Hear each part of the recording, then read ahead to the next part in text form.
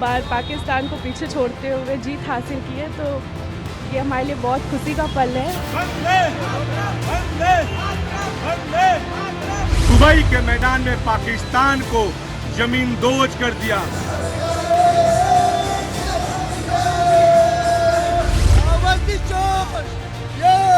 India, हमारा हिंदुस्तान जिंदाबाद है, था और रहेगा।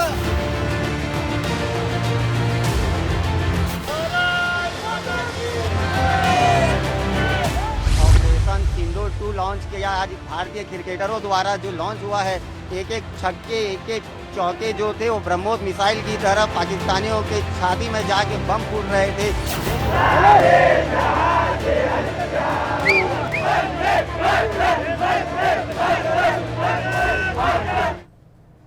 ओरिएंट बेल टाइल्स स्टूडियो से आप देख रहे हैं एबीपी न्यूज। एशिया कप में भारत ने पाकिस्तान को धूल चटा दी। दुबई इंटरनेशनल स्टेडियम में खेला गया मुकाबला, जिसमें टीम इंडिया ने पाकिस्तान को 7 विकेट से करारी शिकस्त दी। यही आज की सबसे बड़ी खबर, जिसके साथ आगे का एजेंडा में हाजिर हूं मैं रुमाना इसार खान। आपको बता दें कि कल टीम इंडिया ने मैदान पर जो करिश्मा किया, उससे धूल न सिर्फ पाकिस्तान की टीम को चटाई, बल्कि दुनिया भर में पाकिस्तान आतंकवादी देश है। एक बार फिर भारत ने बेनकाब किया पाकिस्तान को, और इस बार ये काम किया हमारे रन बाकुरों ने। जी, हमारे क्रिकेट टीम के खिलाड़ियों ने, जब महज 16वें ओवर में भारत ने पाकिस्तान की तरफ से जो 128 रन का लक्ष्य दिया गया था, उसे चेज कर लिया। कप्तान सूर्य कुमार यादव ने वो विनिंग शॉट जो लगाया, छक्के के साथ भारत को जीत दिलाई। पाकिस्तान ने पहले बल्लेबाजी करते हुए भारत के सामने 127 रन बनाए, 128 का लक्ष्य दिया। कुलदीप यादव को 3 सफलताएं मिली थी। बुमराह, अक्षर को 2-2 विकेट मिले। टारगेट का पीछा करने उतरी टीम इंडिया शुरू से ही आक्रामक मोड में थी। अभिषेक शर्मा के बाद तिलक ने अच्छी पारी खेली, लेकिन एक छोर पर कप्तान सूर्य कुमार यादव ऐसे टिके कि नाबाद 47 रन की पारी खेलते हुए भारत को बड़ी आसानी से जीत दिला दी। और ये जीत तब और बड़ी हो गई जब मैच खत्म होने के बाद भारतीय टीम के कप्तान सूर्य कुमार यादव ने इस जीत को भारतीय सेनाओं के लिए, जो हमारे देश के पराक्रम और शौर्य को बताती हैं, और साथ ही पहलगाम पीड़ितों के लिए समर्पित कर दी। तो मजबूती से खड़ी हुई क्रिकेट टीम नजर आई अपने देश के साथ, अपने देश के आतंक पीड़ितों के साथ, और सलाम करती भारतीय क्रिकेट टीम नजर आई इस जीत को समर्पित करते हुए सेना के शौर्य को। तो एशिया कप और इस मैच में भारत ने सिर्फ पाकिस्तान को नहीं हराया, बल्कि कई मोर्चों पर पाकिस्तान को दिया है करारा जवाब। मैं आपको 2 तस्वीरें दिखाने जा रही हूं, जिसकी चर्चा इस वक्त दुनिया भर में हो रही है। जब कल मैच से पहले टॉस हो रहा था, उस टॉस के वक्त औपचारिक तौर पर जो दोनों टीमों के कप्तान हैं एक दूसरे से हाथ मिलाते हैं, लेकिन यहां भारतीय कप्तान सूर्य कुमार यादव ने पाकिस्तान के कप्तान सलमान आगा से हाथ नहीं मिलाया। बिना हाथ मिलाए ड्रेसिंग रूम में वापस लौट गए सूर्य कुमार यादव। और फिर जब भारत ने पाकिस्तान पर बड़ी जीत हासिल की, उसके बाद भी जो एक परंपरा रही है कि दोनों टीम के खिलाड़ी एक दूसरे से हाथ मिलाते हैं, भारतीय टीम मैदान पर नहीं आई और किसी खिलाड़ी ने पाकिस्तान के किसी खिलाड़ी से हाथ नहीं मिलाया। बिना हाथ मिलाए हमारे खिलाड़ी वापस ड्रेसिंग रूम में चले गए। दरअसल ये जो जेस्चर्स हैं, दरअसल वो ये दिखाते हैं कि हम खेल भावना के साथ तो हैं, हम प्योर प्रोफेशनल्स तो हैं क्रिकेट के मैदान पर, लेकिन वो देश जो हमारा दुश्मन देश है, वो देश जो आतंकवाद की जन्मभूमि है, उस देश से हम किसी तरीके का कोई रिश्ता नहीं बनाना चाहते। जो देश आतंकवाद को पनाह देता है, हम खेल के लिए मैदान पर उतरेंगे, लेकिन उस देश के खिलाड़ियों से हम हाथ तक मिलाना पसंद नहीं करते।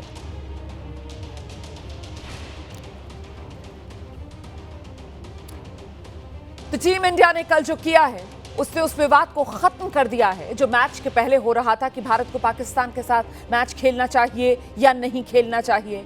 टॉस के समय सूर्य कुमार यादव ने पाकिस्तान के कप्तान से हाथ नहीं मिलाया। जीत के बाद सूर्य कुमार यादव शिवम दुबे के साथ सीधे ड्रेसिंग रूम में लौट गए। जीत के बाद भी पाकिस्तान के खिलाड़ियों से टीम इंडिया के खिलाड़ियों ने हाथ नहीं मिलाया। भारतीय खिलाड़ियों ने पाकिस्तान के खिलाड़ियों से हाथ नहीं मिलाया। पाकिस्तान के खिलाड़ी मैदान में खड़े थे, फिर भी उन्हें कोई तवज्जो नहीं दी। भारतीय खिलाड़ियों ने सिर्फ भारत बल्कि पूरी दुनिया को यह संदेश दिया कि हम खेल के साथ हैं, लेकिन आतंक के खेल के साथ हम नहीं हैं। तो पाकिस्तान पर भारत की जीत के बाद देश में अब जश्न का माहौल है। भारत की जीत के साथ ही देश की सड़कों पर क्रिकेट फैंस का हुजूम उमड़ा। तिरंगा लेकर जश्न मनाते हुए फैंस नजर आए। ये तस्वीरें देख रहे हैं आप, कैसे अलग अलग शहरों में जश्न मनाया गया। कहीं पटाखे चलाए गए, कहीं मिठाइयां बांटी गईं। एशिया कप में भारत के जीतने के बाद देर रात तक यूं ही जश्न मनता रहा।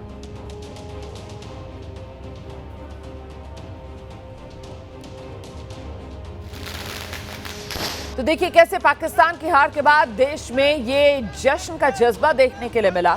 वंदे मातरम की गूंज सुनाई पड़ रही थी, हाथों में तिरंगे थे, एक दूसरे का मुंह मीठा कराया जा रहा था, पटाखे चलाए जा रहे थे। रात के अंधेरे को चीरती हुई रोशनियां पटाखों के तौर पर, आतिशबाजी के तौर पर हर तरफ देखने को मिल रही थी।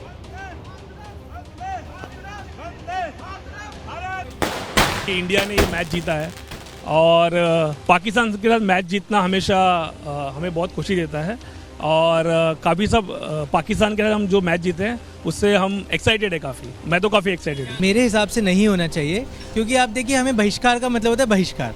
चाहे आपने दिलजीत दोसांझ का कॉन्सर्ट था, हमने वो भी बहिष्कार कर दिया था, तो ये मैच भी बिल्कुल मेरे हिसाब से नहीं होना चाहिए था।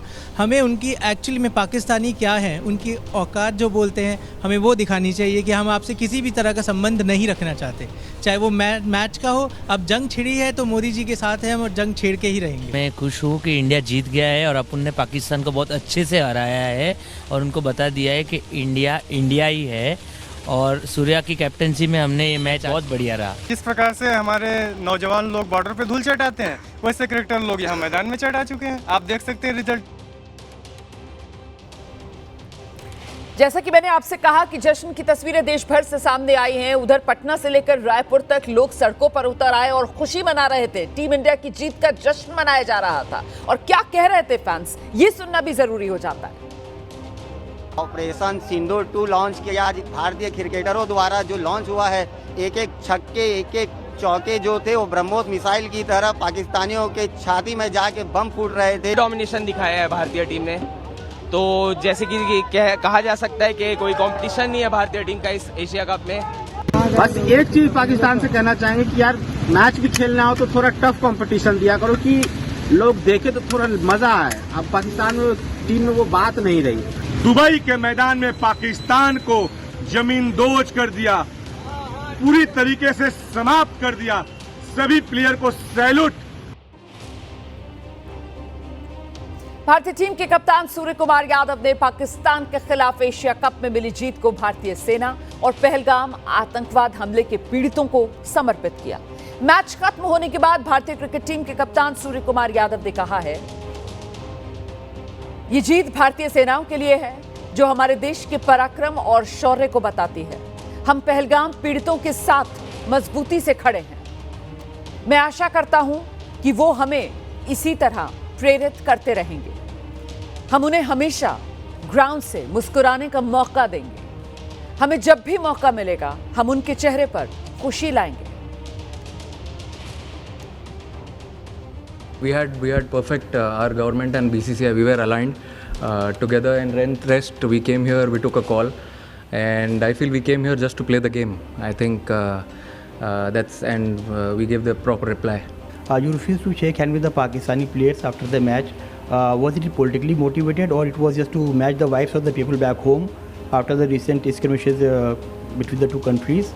And don't you think that it was against the sportsmanship? I feel few things in life are ahead of sportsman spirit also. We actually stand with all the victims of Pahalgam terror attack, and we stand with their families also, express our solidarity. Also, as I said at PC, that we dedicate this win to our brave armed forces who took part in Operation Sindoor, and as they continue to inspire us all, we'll try our best whenever given an opportunity to inspire them as well, if possible. दिल खुश कर दिया सूर्य कुमार यादव ने। बड़ी परिपक्वता से पाकिस्तान को करारा जवाब जो भारत के इस रवैये से मिला है, भारतीय खिलाड़ियों के इस रवैये से मिला है। और बहुत सही बात सूर्य कुमार यादव की तरफ से कही गई कि देखिए, खेल भावना से बढ़कर भी कुछ भावनाएं होती हैं और ऐसे में वो जो देश की भावनाएं थी, उन भावनाओं का सम्मान भारतीय खिलाड़ियों ने किया है। पाकिस्तान की टीम को ऐसा पहले तो पीटा खेल में और उसके बाद वो जिस तरीके का स्नब भारतीय खिलाड़ियों की तरफ से किया गया, वो आने वाले वक्त तक पाकिस्तान की टीम को याद रहेगा और सालता रहेगा। भारत ने पाकिस्तान पर प्रहार किया तो पाकिस्तान रो रहा है। पाकिस्तान क्रिकेट के कोच माइक हेसन कल आए थे प्रेस कॉन्फ्रेंस में। वो कह रहे हैं हम तो भारतीय टीम के साथ हाथ मिलाना चाहते थे, लेकिन विरोधी टीम ने ही हमसे हाथ नहीं मिलाया। और ऐसे में माइक हेसन की तरफ से क्या कुछ कहा गया है, ये सुनाते हैं आपको। Our opposition didn't do that. We sort of went over there to shake hands, and they'd already gone into the changing room. So that was a disappointing way, obviously, for the match to finish. And a match that we were, disappointed the way we played, but certainly were willing to go and shake hands. वहीं पाकिस्तान के पूर्व cricketer Shoaib Akhtar ने अपनी ही team को निशाने पर लिया है। शोएब अख्तर की तरफ से कहा गया, मैं निराश हूं, इसे देखकर मेरा दिल टूट गया, लेकिन भारत को बधाई, उन्होंने अच्छा खेला। शोएब अख्तर ने इससे आगे बढ़कर मैच के हार जीत के फैसले से आगे बढ़कर भी अपनी प्रतिक्रिया दी और शोएब अख्तर की तरफ से कहा गया, हाथ मिलाओ, ये क्रिकेट का खेल है, अगर ग्राउंड पर मैं होता तो जरूर हाथ मिलाता। शोएब अख्तर पाकिस्तान के पूर्व क्रिकेट खिलाड़ी और उनकी तरफ से ये कहा गया है कि अगर मैं ग्राउंड पर होता तो जरूर हाथ मिलाता, लेकिन वही हाल तो अभी भी है। अभी भी जो पाकिस्तानी खिलाड़ी हैं उनकी तरफ से तो कहा ही गया कि हम तो हाथ मिलाने के तैयार थे। हमारे पास टैलेंट नहीं था, ऐसा कुछ नहीं था। ठीक है यार, बस it is disappointing and speechless and obviously it is heartening, don't know what to say, but hats off to India, well done. और बस इसको यार पॉलिटिकल ना बनाओ, इस मैच क्रिकेट मैच हो रहा है, क्रिकेट मैच पॉलिटिकल ना करो यार। हम अच्छी अच्छी बातें आपके लिए कर रहे हैं ना, बैठे हुए ना, हमने कोई पॉलिटिकल स्टेटमेंट दिया आपके लिए, सो हम बड़ा कुछ कह सकते हैं, लेकिन इसको यार हैंडशेक कर लो। मैंने मैच के आपको प्री मैच में भी कहा था, कर लो हैंडशेक, कोई मसला नहीं, गेम ऑफ क्रिकेट है, show your grace, it's okay, होती रहती हैं, ठीक है, लड़ाई झगड़े घरों में हो जाते हैं, कोई मसला नहीं, ठीक है। इसका ये मतलब तो नहीं है you take it to the next level and to not to shake hands and just go like this. मुझसे नहीं होता यार, I will go shake my hands with my enemies, that's fine. So but इसको political मत बनाओ यार, इस game रहने दो। I don't like the post match ceremony, अभी ऑनेस्ट विद यू। ठीक किया सर। प्रतिक्रियाएं आ रही हैं ये। वैसे भारत से मिली हार के बाद पाकिस्तान अब बौखलाया हुआ है। पाकिस्तान ने एसीसी में विरोध दर्ज करा दिया है। भारतीय खिलाड़ियों ने हाथ नहीं मिलाया, इसी को लेकर पाकिस्तान बौखलाया हुआ है। देखिए, एबीपी न्यूज पर कल भी जब हम इस मामले को लेकर कवरेज कर रहे थे तो मैंने यही कहा था कि अब पाकिस्तान जो है ना, वो कहते हैं अब आया ऊंट पहाड़ के नीचे। वही हाल पाकिस्तान का अब की बार हुआ है। अब पाकिस्तान किस मुंह से मैदान पर उतरेगा, क्योंकि अब की बार भारतीय खिलाड़ियों ने दुनिया के सामने खेल के मैदान से पाकिस्तान को बेनकाब किया है, दुनिया को बताया है कि दरअसल खेलना तो हमारी मजबूरी है, मल्टीनेशनल टूर्नामेंट है तो हम खेलेंगे, लेकिन यह है आतंकवादी देश और इसके खिलाड़ियों के साथ हम तो हाथ नहीं मिलाएंगे। वो देश जिस पर खून के धब्बे हैं निर्दोष हिंदुस्तानियों के, उस देश के खिलाड़ियों के साथ हम हाथ तो नहीं मिलाएंगे। और हाथ ना मिलाना मतलब ये एक बड़ा मैसेज, और वो भी लाउड एंड क्लियर अंदाज से पाकिस्तान पर सीधा निशाना जो भारतीय खिलाड़ियों की तरफ से साधा गया है। और ये वो पाकिस्तान है, मैं फिर से दोहरा दूं, जो आतंकवाद का सिरमौर है। ये वो पाकिस्तान है, मैं फिर से दोहरा दूं, जो आतंकवाद की जन्मभूमि है। ये वही पाकिस्तान है जिसकी तो नीति ये रही है कि हिंदुस्तान की पीठ में छुरा घोंपते रहो, हिंदुस्तान में आतंकवाद फैलाते रहो, बस अब और नहीं। अब जो मंच होगा, जब मौका मिलेगा, हम हिंदुस्तानी पाकिस्तान को बेनकाब करने से नहीं चूकेंगे। ये भारत ने जब मैसेज दिया और अब की बार खेल के मैदान से मैसेज दिया तो बौखलाहट देखिए कैसी पाकिस्तान की सामने आई है। पाकिस्तान ने एसीसी में विरोध दर्ज कराया है। भारतीय खिलाड़ियों के हाथ ना मिलाने से पाकिस्तान बौखलाया हुआ है।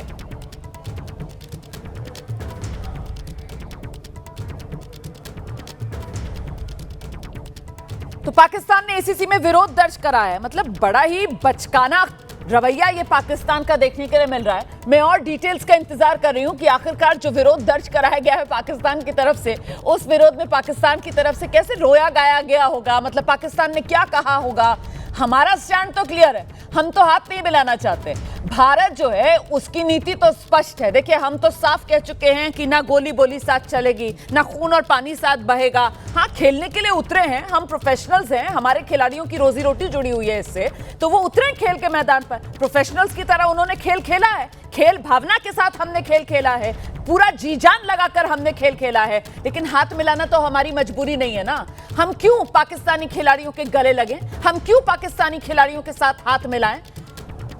ये पप्पियां झप्पियां पाकिस्तानी खिलाड़ियों के साथ हम तो नहीं करेंगे। ये भारत की तरफ से साफ संदेश दे दिया गया है। खेलेंगे, हम प्रोफेशनल्स हैं, प्रोफेशनल्स की तरह मैदान पर उतरेंगे, खेलेंगे, पाकिस्तान को खेल के मैदान पर पटखनी भी देंगे।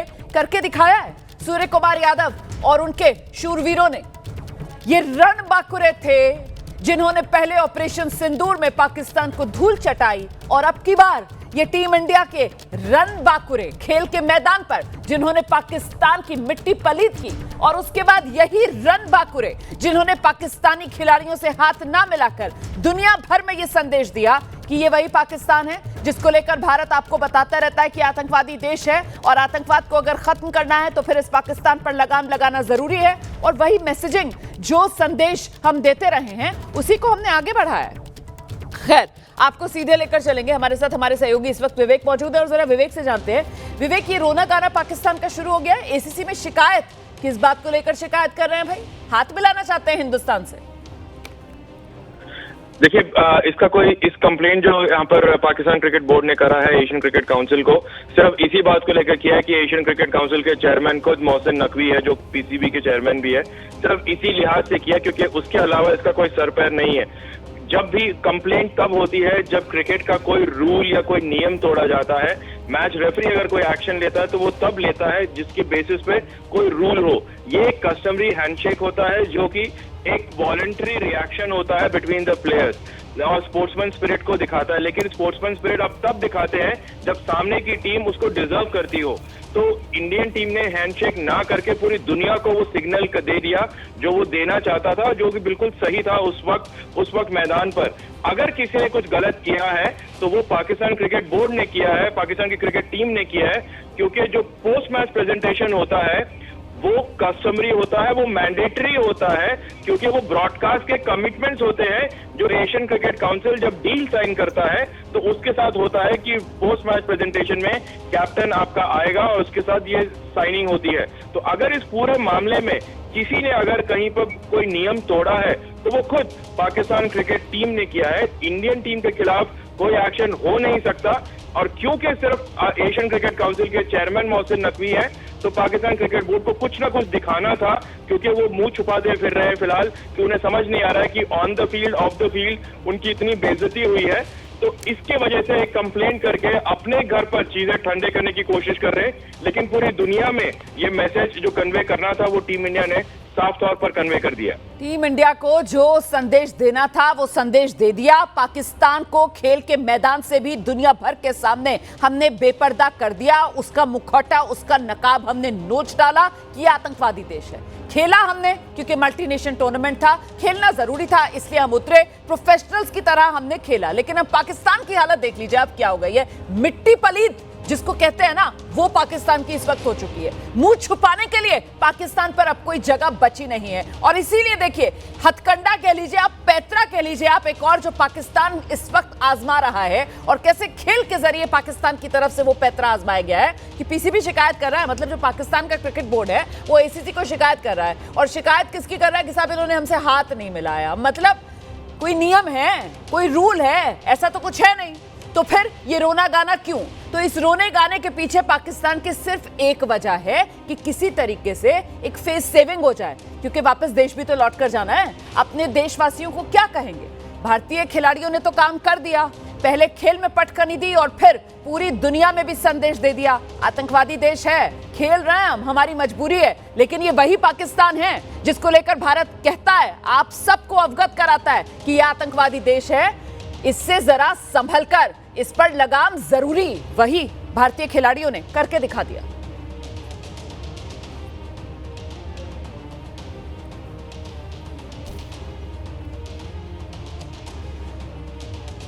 आगे बढ़ेंगे, अगली खबर का रुख करेंगे राजधानी दिल्ली, जहां रविवार को एक दर्दनाक हादसा हुआ है। इसमें वित्त मंत्रालय में कार्यरत डिप्टी सेक्रेटरी के पद पर जो व्यक्ति थे उनकी मौत हुई है। यह हादसा हुआ है धौलाकुआं के दिल्ली कैंट मेट्रो स्टेशन के नजदीक, जहां उनकी मोटरसाइकिल को एक तेज रफ्तार BMW ने टक्कर मारी है। मैं डिटेल्स आपको दूंगी और साथ ही तस्वीरें भी दिखाऊंगी। दरअसल यह हादसा तब हुआ जब वित्त मंत्रालय के ये वरिष्ठ अधिकारी और ये बाइक पर थे, अपनी पत्नी के साथ थे। डिप्टी सेक्रेटरी पद पर ये तैनात, इनका नाम नवजोत सिंह। नवजोत सिंह अपनी पत्नी के साथ बंगला साहिब गुरुद्वारे से हरिनगर स्थित अपने घर वापस लौट रहे थे और तभी एक BMW कार ने उनकी बाइक को जोरदार टक्कर मारी। हादसा कितना जोरदार था इसका अंदाजा ये बराबर में आप BMW की तस्वीरें देख रहे हैं ना टेलीविजन स्क्रीन पर, उसको देखकर आप लगाइए कि यह हादसा कितना भयावह था।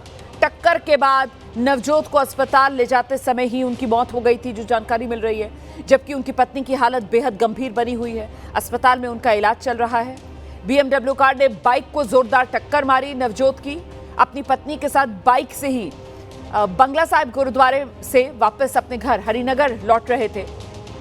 गुरुग्राम की रहने वाली महिला गगनप्रीत के बारे में बताया जा रहा है कि गगनप्रीत दरअसल ये कार चला रही थी BMW।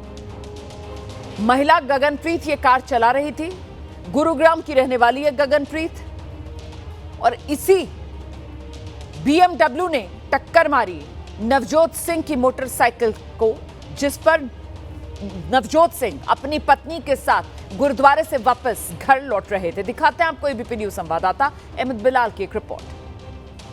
इसी दंपत्ति ने जो है नवजोत सिंह को और उनकी पत्नी को अस्पताल में भर्ती कराया, लेकिन वो अस्पताल इस जगह से 19 किलोमीटर दूर है। हम आपको मैप के जरिए हम आपको समझाना चाह रहे हैं कि देखिए जिस जगह पर हम मौजूद हैं उस जगह से जो दूरी है वो दूरी कितनी है, 19 किलोमीटर की ये दूरी है। और आपको बता दें चूँकि ये सुबह का टाइम है इसलिए जो वक्त है वो 28 मिनट दिखा रहा है, लेकिन आप समझ सकते हैं कि दोपहर के वक्त में जब ट्रैफिक हो जाता है तो वहाँ पर पहुँचने में कितना वक्त लगेगा। जबकि यहाँ से तकरीबन 200 मीटर की दूरी पर ही जो कैंट हॉस्पिटल है और इसके अलावा इस इलाके में यानी कि दिल्ली कैंट के इलाके में भी कई सारे नामचीन और बड़े अस्पताल जो हैं वो मौजूद हैं। ऐसे में सवाल ये भी उठ रहा है कि आखिर नवजोत सिंह को इतनी दूर अस्पताल में भर्ती क्यों कराया गया।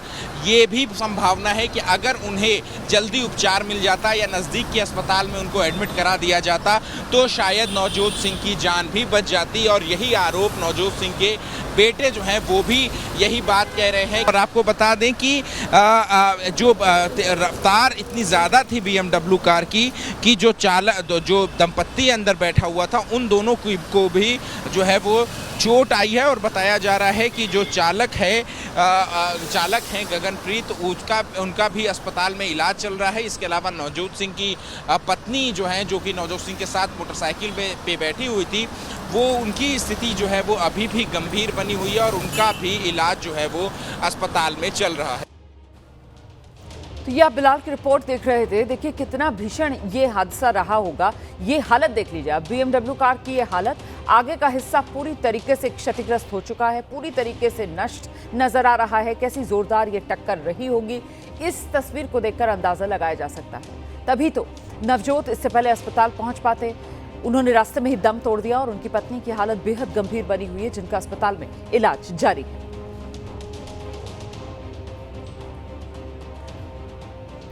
वित्त मंत्रालय के डिप्टी सेक्रेटरी पद पर काम करने वाले नवजोत सिंह की कार दुर्घटना में मौत हुई है, जिसके बाद कुछ सवाल हैं और ये सवाल खुद उनके परिवार की तरफ से उनके बेटे नवनूर सिंह ने उठाए। दिल्ली के धौलाकुआं के पास हुआ तो उनके माता पिता का इलाज 22 किलोमीटर दूर GTB नगर के अस्पताल में क्यों हो रहा है। धौलाकुआं पे उनका एक्सीडेंट हो गया BMW कार से और वहाँ से उनको फॉर सम रीज़न 22 किलोमीटर दूर यहाँ पे लाया गया। कौन से हॉस्पिटल में?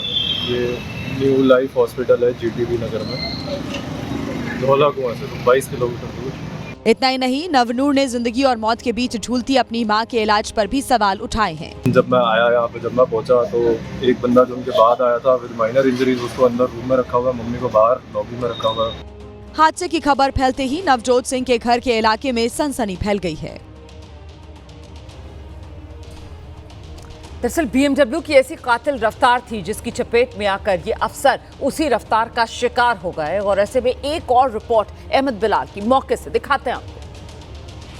राजधानी दिल्ली में तेज रफ्तार BMW कार का कहर देखने को मिला है, जहां कल रविवार को तकरीबन 2 बजे के करीब एक तेज रफ्तार BMW कार ने एक मोटरसाइकिल को टक्कर मार दी और मोटरसाइकिल पर सवार जो मृतक एक शख्स की मौत हो गई। और मृतक का नाम जो है वो नवजोत सिंह है, जो कि वित्त मंत्रालय में डिप्टी सेक्रेटरी के पद पर तैनात हैं। और इस हादसे में उनकी पत्नी की बेहद गंभीर हालत है और वो अभी भी अस्पताल में भर्ती हैं। लेकिन हम आपको बता दें कि यही वो BMW कार है और आप देख सकते हैं कि इसके आगे का जो हिस्सा है वो पूरी तरीके से क्षतिग्रस्त हो चुका है। और इस बात से दर्शक अंदाज़ा लगा सकते हैं कि जो इस गाड़ी की रफ्तार जो है, जब हादसा हुआ तो उस वक्त इस गाड़ी की रफ्तार कितनी ज़्यादा तेज़ रही होगी कि पूरा का जो आगे का जो हिस्सा है वो पूरा क्षतिग्रस्त हो चुका है। इसके अलावा जो राइट साइड में जो टायर है वो टायर जो है वो यहाँ पर डैमेज दिख रहा है। इसके अलावा जो गाड़ी की जो मिरर होते हैं वो यहाँ पर जो है वो डैमेज है। और इसके अलावा एयर बैग्स देखिए यहाँ पर कि BMW कार के अंदर जो सभी एयर बैग्स हैं वो यहाँ पर जो है वो अब खुल गए, क्योंकि टक्कर इतनी ज़ोरदार थी कि जो मोटरसाइकिल है वो उसी वक्त जो है वो ज़मीन पर गिर गई। और इसके अलावा ये जो BMW गाड़ी है ये भी उसी रिंग रोड पे, यानी कि जहाँ पर ये हादसा हुआ दिल्ली कैंट इलाके में, उस जगह पर ये जो BMW कार है ये भी सड़क पर गिर गई। और ये स्क्रैच मार्क्स देखिए आप यहाँ पर कि ये इस गाड़ी पर किस तरीके का जो स्क्रैच मार्क है वो पूरी गाड़ी पे देखने को मिल रहा है। और पीछे की अगर हम आपको तस्वीरें दिखाएं तो देखिए पीछे भी यहाँ पर इस गाड़ी का जो हिस्सा है वो पूरी तरीके से क्षतिग्रस्त है। जो मिरर है यानी कि जो शीशा है पीछे का वो भी यहाँ पर पूरी तरीके से डैमेज हो चुका है, चकनाचूर हो चुका है। तो आप साफ तौर पर इससे अंदाज़ा लगा सकते हैं। और देखिए खून के निशान जो है वो अभी भी इस गाड़ी का जो पिछला हिस्सा है वो यहाँ पर जो है वो लगा हुआ है। और हम आपको एक बार फिर से मेरे कैमरा पर्सन राजेश कुमार से मैं कहूँगा कि वो यहाँ पर आगे की तस्वीर दिखाएं। फिलहाल ये जो BMW गाड़ी है इसको दिल्ली कैंट पुलिस स्टेशन के बाहर जो है वो खड़ा किया गया है। पुलिस ने इस गाड़ी को अपने कब्जे में ले लिया है। इस क्राइम स्पॉट को FSL की टीम ने जो है वो वहाँ पर भी जो तमाम जो साक्ष्य हैं, जो सबूत हैं, उसको जो है वो उसको जो है वो जुटाया गया है। लेकिन आप देखिए एक बार फिर से हम आपको जो तस्वीरें दिखा रहे हैं कि इस गाड़ी की BMW गाड़ी की क्या हाल है। जो आगे का जो इंजन का जो हिस्सा होता है वो जो बोनट होती है वो यहाँ पर पूरी तरीके से जो है वो डैमेज हो चुका है। और आइए सीधे आपको लेकर चलेंगे, हमारे साथ हमारे सहयोगी सुशील पांडे इस वक्त मौजूद हैं। सुशील से ही जरा जानते हैं। सुशील, सबसे पहले तो ये बताइए कि नवजोत की पत्नी अस्पताल में जिनका इलाज चल रहा है उनकी हालत कैसी है, और जो कार ड्राइव कर रही थी महिला उसका अभी तक पुलिस ने बयान दर्ज किया, क्या कह रही है वो? जी देखिए, जो फिलहाल गाड़ी चला रही थी उसका नाम गगनप्रीत है और वो अपने पति परीक्षित के साथ फिलहाल इसी BMW की गाड़ी में बैठकर काफ़ी तेज़ रफ्तार से आ रही थी, जिसका जिक्र भी आप थोड़ी देर पहले रुमाना जी कर भी रही थी। जो नवजोत की पत्नी संदीप हैं उनका इलाज फिलहाल अभी अस्पताल में चल रहा है और उनकी स्थिति गंभीर बताई जा रही है। सबसे महत्वपूर्ण बात यह है कि इसमें BNS की जो धारा है 238A यानी कि सबूत मिटाने के जो आरोप हैं उसके तहत फिलहाल मामला दर्ज किया गया है। लेकिन बयान अभी फिलहाल पुलिस के द्वारा इस मामले में नहीं दर्ज किया गया है, चूँकि वही लोग अस्पताल लेके गए थे जो आरोप लगाए जा रहे हैं। उन आरोपों के मुताबिक यहाँ से करीब 19 किलोमीटर की दूरी पर जो अस्पताल था वो उनके जानकार का था, जहाँ पर वो नवजोत को लेकर गए। लेकिन मैं अगर आपको दिखाऊं तो देखिए सीधे तौर पर ये कहीं ना कहीं गाड़ी का वो हिस्सा है जो आप देखिए कि किस तरह से क्षतिग्रस्त हुआ है। देखिए ऊपर आपको डैशबोर्ड पे जो महिला है उसकी चप्पल आपको दिखेगी, नीचे भी आपको यहाँ दिखेगी, और ये तमाम जो गाड़ी के अंदर का हिस्सा आप देखिए जितने भी एयर बैग्स हैं वो डिस्ट्रॉय हो चुके हैं, वो सारे के सारे फिलहाल खुल गए थे। तो आप फिलहाल इस BMW की रफ्तार रही होगी जो कहीं ना कहीं टक्कर मारते हुए पिलर नंबर 57 पर टकराई। और सबसे बात यह है कि पीछे भी देखिए, पीछे भी ये पूरा का पूरा शीशा जो है वो आपको क्षतिग्रस्त दिखेगा। जो नंबर प्लेट है वो फिलहाल VIP नंबर प्लेट है 0008। तो अब इन तमाम पहलुओं पर फिलहाल पुलिस की जांच आगे बढ़ रही है कि आखिर 19 किलोमीटर दूरी पर नवजोत को क्यों लेकर जाया गया, आसपास के अस्पतालों में उनका इलाज क्यों नहीं करवाया गया। इन तमाम पहलुओं के मद्देनज़र जो BNS की धारा है 238A उसको ऐड ऑन किया गया है और पुलिस की तफ्तीश को लेकर अब इस पूरे मामले में आगे जांच की जाएगी। लेकिन सबसे बड़ी बात है कि जिस तरह से BMW का कहर रुमाना जी देखने को मिला, ये बेहद चौंकाने वाला है, क्योंकि नवजोत जो हैं वो गुरुद्वारे से फिलहाल दर्शन करके वापस आ रहे थे और इतनी स्पीड में फिलहाल ये कार थी जो टक्कर मारते हुए वहाँ के पिलर में टकराती है और उसके बाद इसके साइड का पूरा हिस्सा डिस्ट्रॉय है। तो पुलिस जो है जो इस पूरे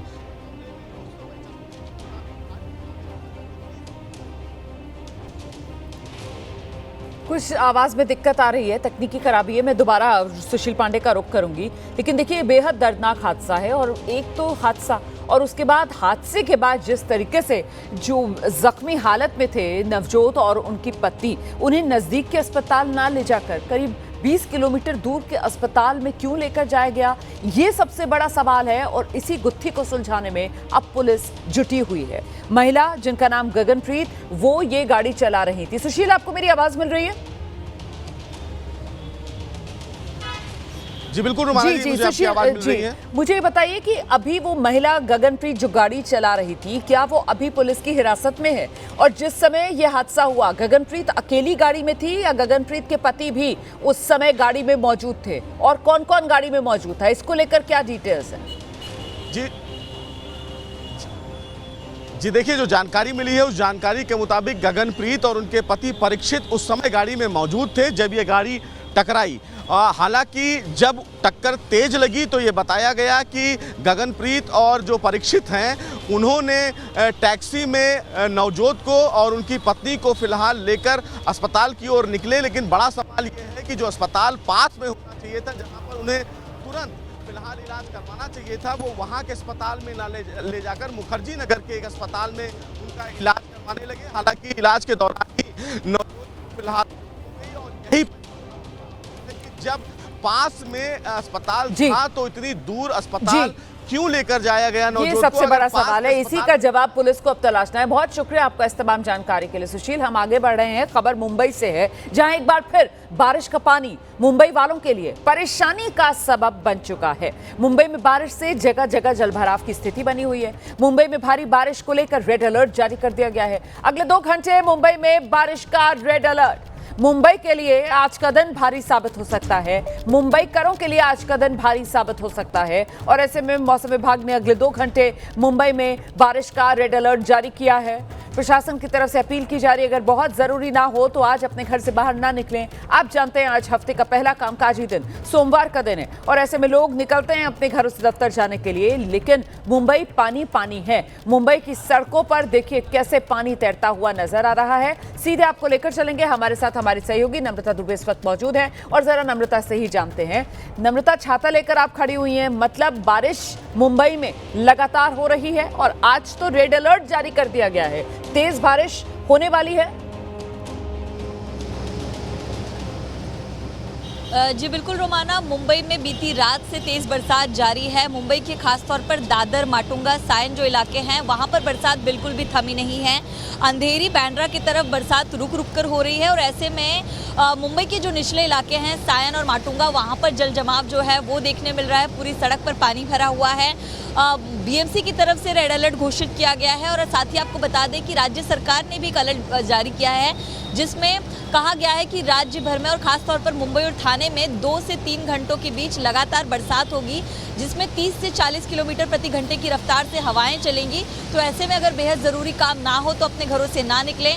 और लगातार जो निचले इलाके हैं वहाँ पर जल जमाव जो है देखने मिल रहा है। अब देखिए मुंबई में बरसात लगातार जारी है। हिंद माता की तस्वीर मैं दिखा रही हूँ। यहाँ पर जो पानी है वो कुछ देर पहले निकाला गया है, लेकिन जो मुंबई के इलाके हैं सायन और माटुंगा, वहाँ की जल जमाव की स्थिति अभी भी बरकरार है। है क्योंकि वो बहुत ही ज़्यादा निचला इलाका आता है और वहाँ पर पानी नहीं निकल पाया है। और ऐसे में जिस तरह का अलर्ट जारी किया गया है कि बरसात लगातार जारी रहेगी, उसके चलते जल जमाव की स्थिति और ज़्यादा प्रभावित कर सकती है। और जब हाई टाइड होगा, हाई टाइड के दौरान जो बारिश है वो और भी ज़्यादा प्रभावित करती है और जिसके चलते जो पानी है वो निचले इलाकों में वैसा का वैसा ही जमा रहता है। तो मुंबई करो का सप्ताह का पहला दिन है, सोमवार है, और इस सोमवार भी इस तरह की स्थिति देखने मिल रही है। कुर्ला और माटुंगा के बीच में जो रेलवे ट्रैक है उसमें भी पानी भरा हुआ है, जिसके चलते जो लोकल ट्रेन है सेंट्रल रेलवे की वो 15 से 20 मिनट की देरी से चल रही हैं। वेस्टर्न रेलवे जो है वो 5 से 10 मिनट की देरी से चल रही है। और हार्बर लाइन की अगर बात करें तो हार्बर लाइन के जो कई ट्रैक हैं, खासतौर पर कुर्ला और वडाला के, वहाँ पर पानी भरा हुआ है। एक दूसरा सबसे बड़ा अपडेट है कि मुंबई का जो मोनो रेल है वो आज बरसात के चलते ठप हो गया था, क्योंकि जो ट्रैक है उसमें कुछ टेक्निकल दिक्कत आ गया था। 17 यात्रियों को दूसरे मोनो रेल में शिफ्ट किया गया। इन तमाम स्थिति के बीच अगर आप मुंबई की तस्वीर देखें तो बरसात जो है वो लगातार हो रही है, बारिश थमने का नाम नहीं ले रही है। और ऐसे में अभी अगले 3 से 4 घंटों में और तेज़ बरसात का अलर्ट जो है वो जारी किया गया है। मुंबई और ठाणे के अलावा पुणे और रायगढ़ की बात करें तो वहाँ पे भी बारिश का कहर जारी है, बरसात लगातार जारी है। कई नदियों का जो जलस्तर है वो बढ़ा है, जिसके चलते आसपास के इलाकों में घरों में तक पानी भर गया है। और इन तमाम स्थिति को देखते हुए खास तौर पर महाराष्ट्र में एनडीआरएफ की टीमें जो हैं वो अलर्ट मोड पर दिखाई दे रही हैं। मैं जरा सा आपको रोक रही हूँ नम्रता, मैं जरा सा आपको रोक रही हूँ। एक तस्वीर आई है और वो सायन की तस्वीर है, जरा वो सायन की तस्वीरें दर्शकों को दिखा देते हैं। ये देखिए आप, ये सायन इलाके की तस्वीरें आप देख रहे हैं। और जैसा कि हमारी सहयोगी नम्रता भी बता रही हैं कि साहब बीती रात से यहाँ मुंबई में तेज बारिश जारी है। वहीं सायन का हाल आप देख लीजिए, सड़क पर पानी तैरता हुआ नजर आ रहा है, निकासी का कोई रास्ता बचा नहीं है। मुंबई पर दोहरी मार पड़ती है जब तेज बारिश होती है, तो साथ ही साथ समुद्र में हाई टाइड का खतरा जब बन जाता है तो फिर पानी निकलने का कोई विकल्प बचता नहीं है और ऐसे में मुंबई डूबना शुरू हो जाती है। जितनी कोशिशें मुंबई को इस स्थिति से उबारने की, वो सारे प्रयास ठप नजर आते हैं। नम्रता हमारे साथ लगातार बनी हुई है, नम्रता के पास ही आपको लेकर चलेंगे। नम्रता, सड़कों पर पानी तैरता हुआ नजर आ रहा है, हाई टाइड की स्थिति बनी हुई है, पानी निकलने का कोई रास्ता है नहीं। और वो बीएमसी की तरफ से भी जो कोशिशें की जाती हैं, जगह जगह पंप्स लगाए जाते हैं, वो भी नाकाफी साबित हो रहे हैं।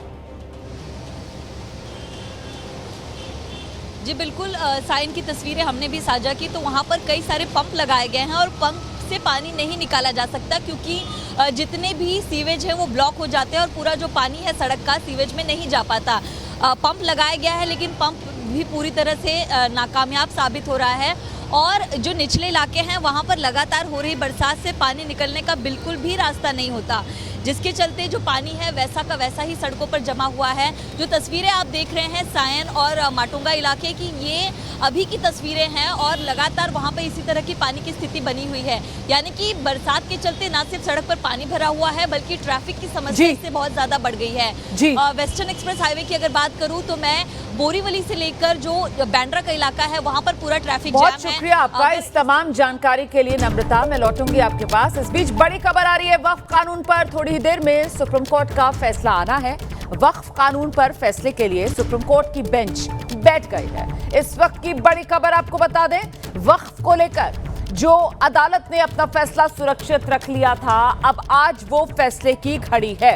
22 मई इस मामले में सुप्रीम कोर्ट ने अपना फैसला सुरक्षित कर लिया था, अब आज फैसला आएगा।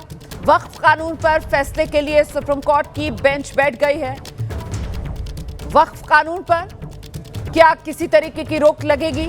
वक्फ कानून के कुछ प्रावधानों पर क्या रोक लगेगी? क्या स्टे लगेगा? ये वो बड़ा फैसला है जो अब से कुछ ही देर बाद आने वाला है। इस मामले पर सुप्रीम कोर्ट की तरफ से विस्तार से सुनवाई हुई है, जिसके बाद जस्टिस BR गवई की अध्यक्षता वाली बेंच ने 22 मई को फैसला सुरक्षित रख लिया था और आज वही बेंच अपना फैसला सुनाने वाली है। वक्फ पर फैसले के लिए सुप्रीम कोर्ट की बेंच बैठ गई है। सीधे आपको लेकर चलेंगे, हमारे साथ हमारे सहयोगी अंकित गुप्ता इस वक्त मौजूद है। जरा जानते हैं अंकित गुप्ता से। अंकित, क्या जानकारी मिल रही है? जज पहुंच चुके हैं, बेंच बैठ चुकी है और बस अब सिर्फ और सिर्फ फैसला ही पढ़ा जाना है। बिल्कुल, और फैसला आना शुरू हो गया। रोमाना, इस वक्त के लिए बड़ी खबर यह है कि फैसला आना शुरू हो गया है और फैसले की जो पहली महत्वपूर्ण लाइन पूरे कानून को स्टे करने का कोई आधार नहीं है। यानी कि सुप्रीम कोर्ट की जो बेंच ये जो अंतरिम आदेश, अंतिम फैसला सुना रही है, अंतरिम फैसला, ये सुप्रीम कोर्ट ने साफ कर दिया है कि पूरे कानून को स्टे करने का कोई आधार नहीं है। तो पहली बड़ी खबर सुप्रीम कोर्ट से सामने आ गई है कि सुप्रीम कोर्ट की टिप्पणी कि पूरे कानून को स्टे करने का आधार नहीं है, कुछ सेक्शंस को लेकर के अधिक विवाद है। हमने पुराने एक्ट को भी देखा है, यानी कि सुप्रीम कोर्ट ये बता रही है कि हमने जो पुराना कानून था वो हमने देखा है, पूरे कानून को स्टे नहीं किया जा सकता, उसका कोई आधार नहीं है। कुछ सेक्शंस को लेकर के विवाद है जिस पर सुप्रीम कोर्ट अब अपना जो फैसला आगे बढ़ा रही है। लेकिन रोमाना, अब तक के लिए जो फैसले की जो शुरुआती लाइन है, सहयोगी निपुण सहगल के हवाले से जो जानकारी आई है, सुप्रीम कोर्ट ने ये जरूर साफ कर दिया है कि पूरे एक्ट पर स्टे यानी कि रोक लगाने का कोई ठोस आधार नहीं है। अब देखना यही होगा कि अगर जो कुछ जो सेक्शन है विवादित है, क्या उस पर सुप्रीम कोर्ट का क्या रुख रहता है। और उसमें भी रोमाना हमको मैं आपको रोक रही हूँ अंकित गुप्ता, देखिए पूरे कानून पर स्टे की जरूरत नहीं है, ये बड़ी बात अभी तक जो अदालत की तरफ से कही गई है। और ऐसे में महत्वपूर्ण ये हो जाता है कि वो 3 बिंदु, और उन्हीं 3 बिंदुओं को लेकर जो विस्तार से चर्चा हुई थी और जिसके बाद अब आज फैसले आने की घड़ी है, तो एक बार फिर से जरा वो 3 पहलू बता दीजिए, किस तरीके से वो वक्फ बाय यूज और उसको डी नोटिफाई नहीं किया जाए, जो प्रावधान रखा गया है कानून में, इसको लेकर मामला आगे बढ़ा है। इसके अलावा जो वक्फ बोर्ड है, वक्फ काउंसिल है, उसके अंदर जो गैर मुस्लिम है उनको स्थान ना दिया जाए, इसको लेकर सुनवाई हुई है। और जो तीसरा पहलू था, जी अंकित बताइए क्या अपडेट मिल रहा है। इस वक्त के लिए बड़ी खबर यह है कि वक्फ करने के लिए जो 5 साल मुस्लिम होने की शर्त थी उस पर रोक लगाई गई है।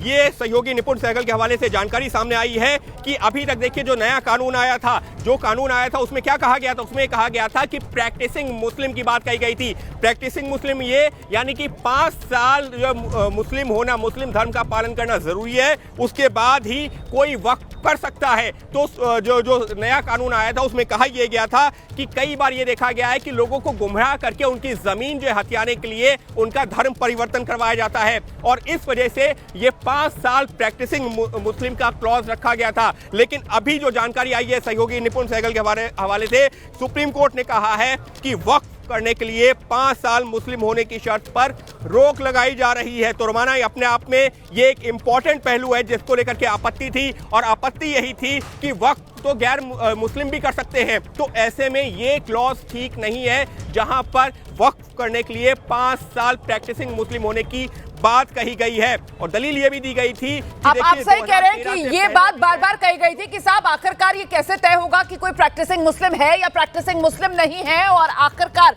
जो कानून में तय किया गया था कि 5 साल तक प्रैक्टिसिंग मुस्लिम होना चाहिए, तभी आप जो अपनी प्रॉपर्टी है वो वक्फ कर सकते हैं, उस पर सुप्रीम कोर्ट की तरफ से रोक लगा दी गई है। ये बड़ी खबर है। अगली खबर मैं आपको बता दूं, कलेक्टर वक्फ भूमि विवाद का निपटारा नहीं कर सकते, ये ट्रिब्यूनल को जाना चाहिए। ये एक बड़ा बिंदु था विवाद का, और इसको लेकर ये कहा जा रहा था कि कानून में जो प्रावधान कर दिया गया है कि कलेक्टर वक्फ भूमि विवाद का निपटारा करें, अब इस पर भी रोक सुप्रीम कोर्ट ने लगा दी है। कलेक्टर वक्फ भूमि विवाद का निपटारा नहीं कर सकते, ये ट्रिब्यूनल को जाना चाहिए। अंकित गुप्ता।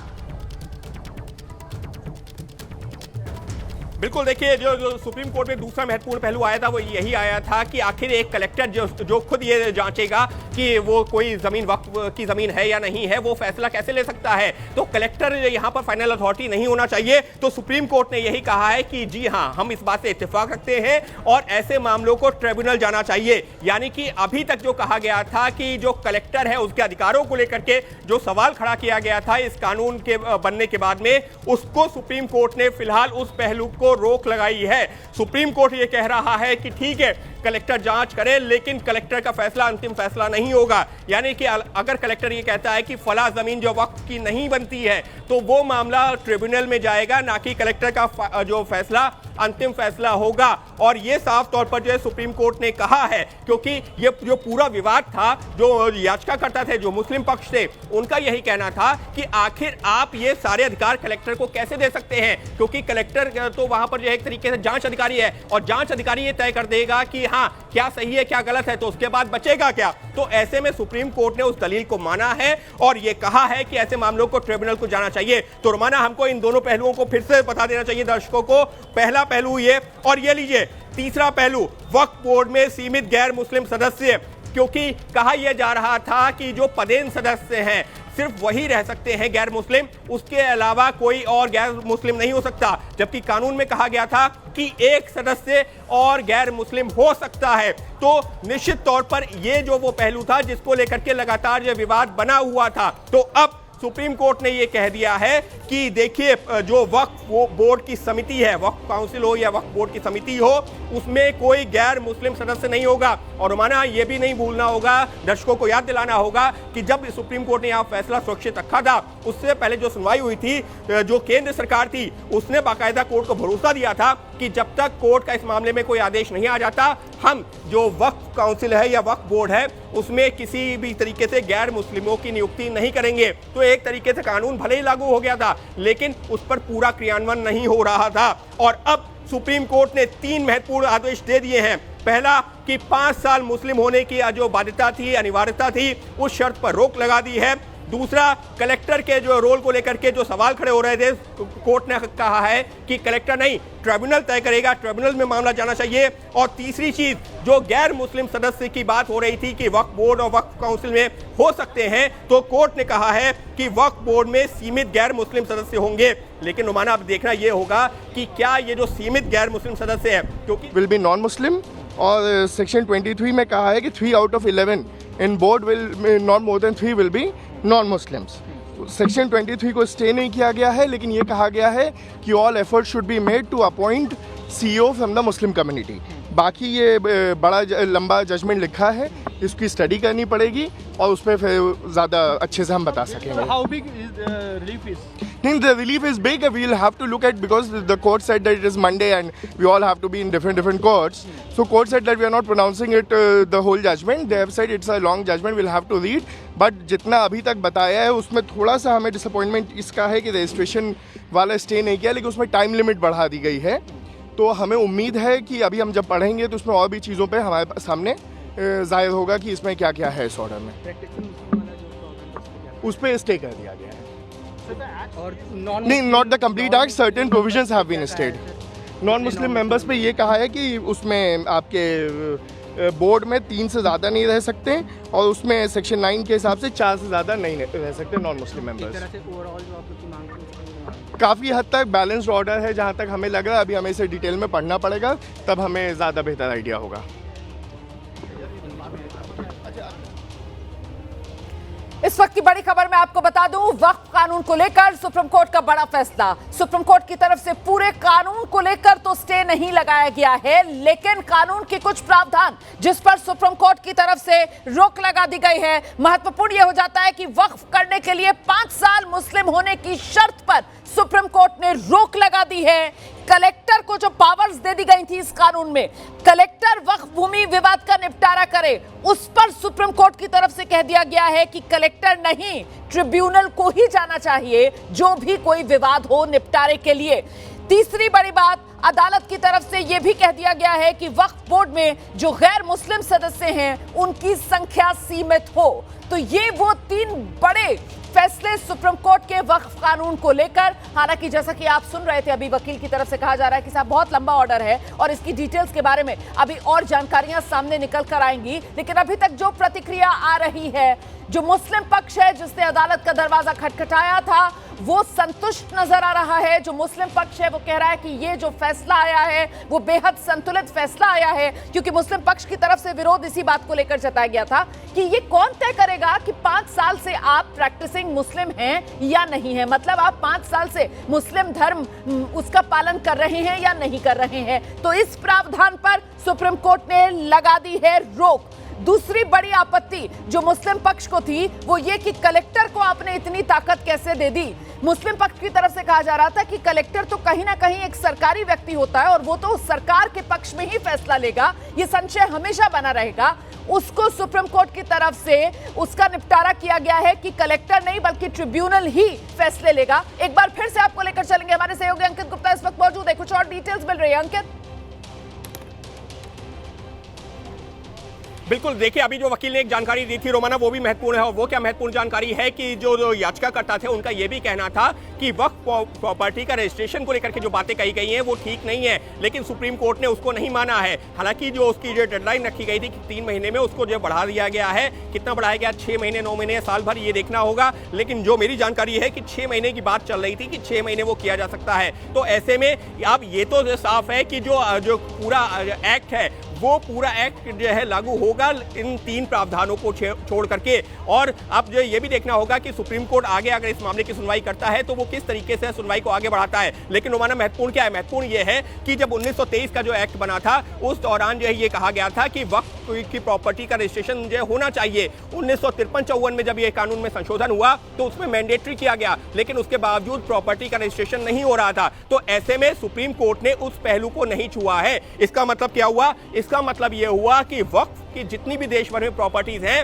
उनका रजिस्ट्रेशन करवाना अनिवार्य होगा। और ये एक महत्वपूर्ण पहलू है रोमाना, क्योंकि जो कई याचिकाकर्ता थे वो इसके ऊपर भी सवाल खड़े कर रहे थे कि जो सालों साल जो दशकों पुरानी या जो सदियों पुरानी प्रॉपर्टीज हैं, आखिर उनका रजिस्ट्रेशन करवाना कैसे मुमकिन होगा, उनको लेकर के कागज कहां से आएंगे। लेकिन सुप्रीम कोर्ट ने उस पर जो है कोई रोक नहीं लगाई है, यानी कि रजिस्ट्रेशन करवाना मैंडेटरी होगा, कंपलसरी होगा। तो कुल मिलाकर के हमारे सहयोगी निपुण सहगल भी बाहर आ गए, जल्दी वो हमारे साथ सारी जानकारियां साझा करेंगे। लेकिन इस सबके बीच में रोमाना फिर दोहरा देते हैं 3 जो बड़े पहलू जिसका भी आप जिक्र कर रहे थे, उन 3 पहलुओं को छोड़ करके बाकी तमाम पहलू जो इस वक्त एक्ट के क्लॉजेस में हैं वो लागू होंगे, क्योंकि सुप्रीम कोर्ट ने अपने फैसले में कहा है कि इन 3 पहलुओं को छोड़ करके बाकी पहलुओं पर, पूरे कानून पर रोक लगाना तर्क संगत नहीं है। यानी कि कलेक्टर का अधिकार, प्रैक्टिसिंग मुस्लिम, और उसके साथ ही में जिस तरीके से सुप्रीम कोर्ट ने ये कहा है कि अब जो है इस मामले में वक्फ बोर्ड में गैर मुस्लिमों की संख्या सीमित होनी चाहिए, तो ये 3 पहलुओं को छोड़ करके बाकी पूरा कानून लागू होगा। जी बिल्कुल, देखिए हमारे साथ यहाँ स्टूडियो में खास मेहमान मौजूद हैं। शादाब शम्स साहब चेयरमैन हैं उत्तराखंड वक्फ बोर्ड के, और साथ ही आप देख रहे हैं हाजिक खान साहब मुस्लिम धर्मगुरु हमारे साथ मौजूद है। दोनों से एक रिएक्शन लेते हैं। शादाब साहब, जो ये आया है अभी तक का फैसला सुप्रीम कोर्ट का, कैसा लगा? बहुत बहुत शुक्रिया, बहुत बहुत मुबारकबाद। जो देश के यशस्वी प्रधानमंत्री ने एक उम्मीद जगाई थी देश के मुसलमानों को कि आपके अच्छे दिन आएंगे। ये औकाफ जो लूट के अड्डे बन गए हैं, ये औकाफ जो गरीबों का हक था और चंद अमीरों के पास ये सीमित रह गया था, उस सोच को आज जो स्टे करने की बात कर रहे थे उसे पूरी तरह से खारिज करते हुए मुझे लगता है जिस तरह से आज, लेकिन जो सरकार की तरफ से कानून बनाया गया था उसी कानून के कुछ प्रावधानों पर तो सुप्रीम कोर्ट ने रोक लगा दी है ना। तो मतलब सरकार ने जो कानून बनाया था उसमें कमी रह गई थी, तभी सुप्रीम कोर्ट को आना पड़ा और सुप्रीम कोर्ट ने ये रोक लगाई है। मैं ये कह रहा हूं कि अगर कई बार हमारी समझ से सब कुछ नहीं होता है, कई बार सुप्रीम कोर्ट भी कुछ बेहतर समझते हैं और सुप्रीम कोर्ट ने कोई निर्णय लिया है तभी क्योंकि निर्णय आया है। सब लोग कंप्लीट पढ़ लें, उसके बाद मैं उस पर रिएक्शन दूंगा। लेकिन मोटे तौर पे जो कह रहे थे कि ये डस्टबिन है, कूड़ा है, ये एक्ट किसी लायक नहीं है, सुप्रीम कोर्ट ने उसे ग्रीन सिग्नल दे दिया और कह दिया है कि ग्रीन सिग्नल दे दिया है। लेकिन बड़ी आपत्ति जो जताई जा रही थी मुस्लिम समाज की तरफ से कि साहब आप कलेक्टर को कैसे सारी पावर दे सकते हैं, कलेक्टर तो सरकार का आदमी होता है, और जब उस पर फैसले की बात आएगी तो फिर मुस्लिम समाज के मन में सबसे बड़ा संशय यह था कि वो तो सरकार के पक्ष में ही फैसला लेगा। तो वो संशय सुप्रीम कोर्ट की तरफ से दूर कर दिया गया है। सुप्रीम कोर्ट की तरफ से साफ किया गया है कि विवाद का फैसला करने का हक जो है वो ट्रिब्यूनल का ही होगा। ट्रिब्यूनल के पास आप जाइए विवाद लेकर। सीधे आपको लेकर चलेंगे हमारे साथ हमारे सहयोगी निपुण सहगल इस वक्त मौजूद हैं, और जब यह फैसला पढ़ा जा रहा था निपुण सहगल कोर्ट रूम में ही मौजूद थे। निपुण से ही जानते हैं यह फैसला। निपुण बताइए इसके बड़ी बातें, मेन पॉइंट्स। निपुण